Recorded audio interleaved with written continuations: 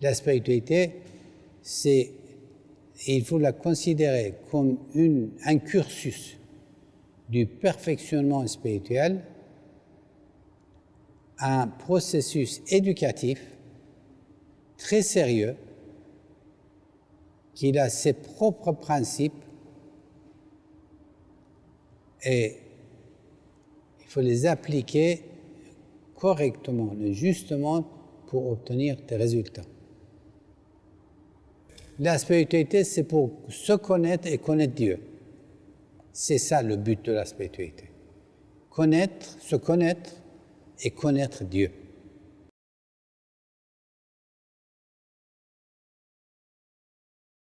On n'a pas à chercher, je ne sais pas, en dehors de soi, Dieu. Un tel Dieu, on n'arrivera pas à le connaître. Il faut d'abord le connaître dans soi. Une fois que vous le connaissez dans vous-même, vous verrez qu'il est partout et dans tout. Et il est tellement attachant, si on le sent ne serait-ce qu'un dixième de seconde, on ne pourra plus s'en détacher. C'est impossible. Ça crée une telle émotion, mais une émotion qui n'est pas de nature limbique, de l'ego. C'est une émotion profonde, pure, bienfaisante et allégeante qu'on ne peut pas décrire. Il faut sentir pour ça.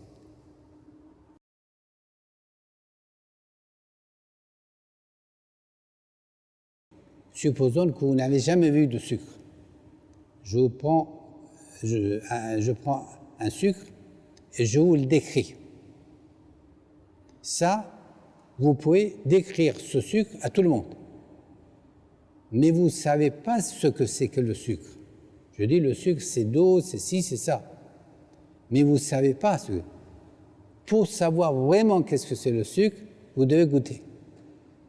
Pour savoir qu'est-ce que c'est la vérité, il faut la goûter. Pour savoir si un principe est juste, un principe spirituel et divin est juste, il faut le goûter. Et pour goûter, il faut ingérer, c'est-à-dire apprendre, comprendre, puis mettre en pratique pour digérer et pour absorber et assimiler. Si vous mettez en pratique correctement les principes éthiques et divins justes, votre état intérieur change tellement en bien que vous y attachez. Et plus vous avancez, plus vous êtes attaché et plus vous vous sentez en sérénité et l'espoir en vous augmente. Et on trouve dans un état d'un bien-être tellement, disons, attachant qu'on ne veut plus lâcher.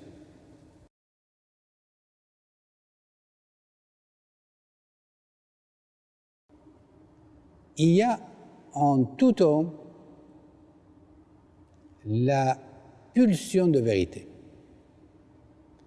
Si on ne l'étouffe pas par des pensées et actions négatives, inconsciemment nous pousse à chercher la vérité.